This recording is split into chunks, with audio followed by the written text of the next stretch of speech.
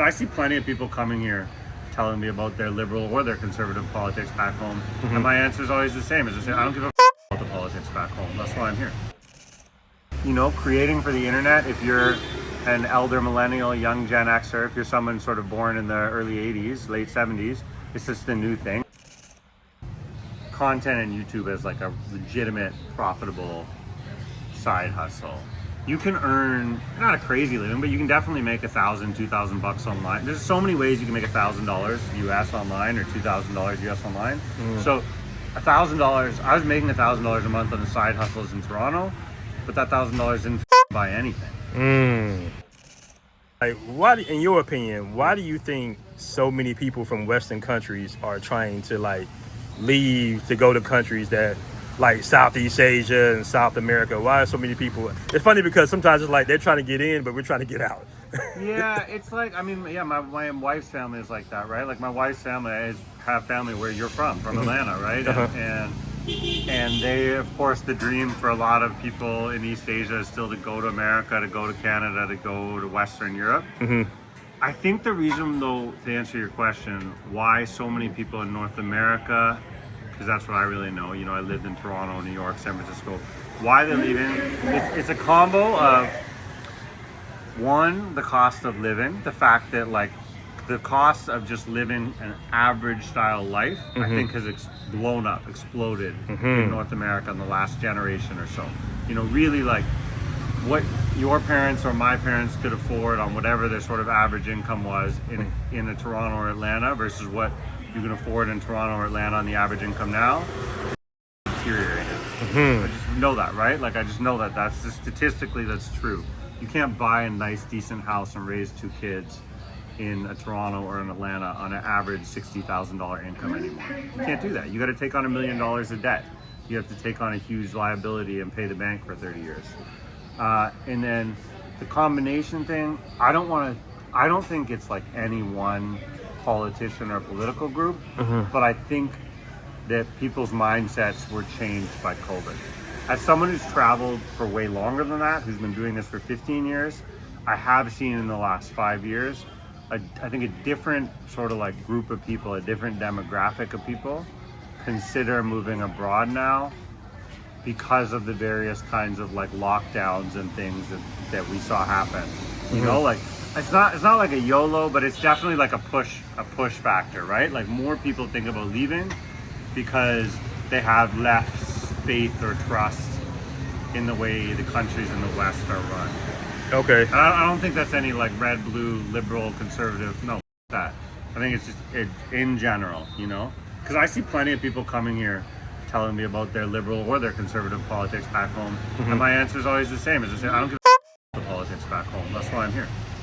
Right. You know? Right. You know what's like, so funny to me? Like when I'm back in Pattaya, right, and then somebody says, "Oh, you're American Trump." I'm like, bro, I don't want to hear anything about Trump. I don't want to hear it. I don't want you to. Don't come to my meetup where we're hanging out by the beach watching football, talking about who you voted for. Right. In whatever, in Minnesota or Winnipeg. Buddy, you think I care? I Right. don't know. Exactly. You think I'm opening up my phone and like checking a newspaper back home, looking at. Get out. No way, man. Literally, get the fuck out. That's what I say. Okay, and would you ever return to the West? 100%. Yeah, because things can change. I think things can change, you know? Okay. So I'd never say never. In the next, like, 5 years? I don't think so. But 100%, man. You never know. And the other big pull I'd say to anyone who does think about living abroad, you know, you only have one family. It can be hard to make friends abroad, but you can make friends abroad. But you really only have one family. Part of the reason I'm here is because I married a Vietnamese woman, so I now have family here, right? I have a family that's in Canada and Vietnam and the United States, but it's still only one family, right? And like, that's one thing you never get to change. So anything can happen with your family, and I think that for me, family comes first. So yeah, I wouldn't say I would move anywhere in the world if it was for my family. Okay. Right? Okay. Either to look after older family members or to better my kids' life opportunities. Okay. You know? Yeah. And then what ultimately inspires you to start your YouTube channel? That's an interesting one. So I used to be a food blogger, like written words blog, and I have 2 channels. Start out blogging too, right? Yeah, I started out blogging, man. It was my side. It was an old school side hustle. To get free food, I would go do blogs about restaurants, cafes that opened up in Toronto. My original one was called Evan Eats Toronto. I just enjoyed it as a creative outlet. It was something new, creating for the internet. If you're an elder millennial, young Gen Xer, if you're someone sort of born in the early 80s, late 70s, it's just a new thing. It was novel at the time to participate in that, and I enjoyed that aspect of it. And then also COVID changed. So during COVID, I posted my actual lessons from my work because I had to, because I didn't have any students in the classroom. So I was sharing them, and YouTube was the best way to do so.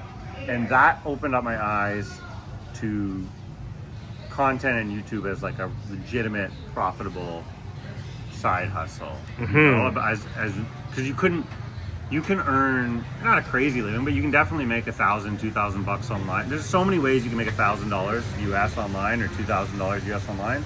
So $1,000, I was making $1,000 a month on the side hustles in Toronto, but that $1,000 didn't fucking buy anything. Right? So if you have a $1,000 or $2,000 a month side hustle, but you're in Southeast Asia, you're in Peru, whatever, you're in a different, you're in Paraguay, the side hustle then becomes an actual way to like live and be sustainable, right? So it's kind of a combo of those two things, like the tools and ability to be able to be creative and earn money from that independently now, combined with the location independence of Geoarbitrage. I didn't make any of it. I feel like all of these things have just been kind of like gifted to the world in the last 10 or 20 years, and I just want to be a part of it, Okay, awesome, man. Yeah. Well, I really appreciate you coming on, man, giving us a lot of good information, brother. Cheers. Thanks for having me, man. All right, peace. Peace.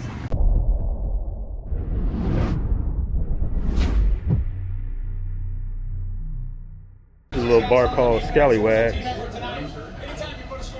A lot of NFL stuff in here.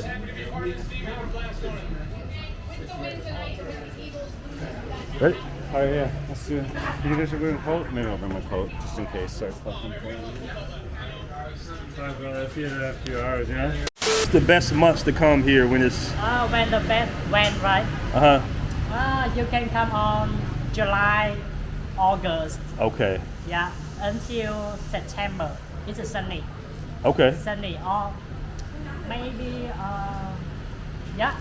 That's Okay. fine. You can come here because All it's right. sunny, right? All right, so that's the best. You heard him. That's the best time. Oh, hold on. All right, so you heard him. That's the best time to come. Is those months right now. The best time, right? Okay, you can come to July, August, and September because it's sunny. So Okay. I think it's the best. It's the best time you can come to Vietnam. Okay, awesome, man. Appreciate that, man. Thanks. Yeah.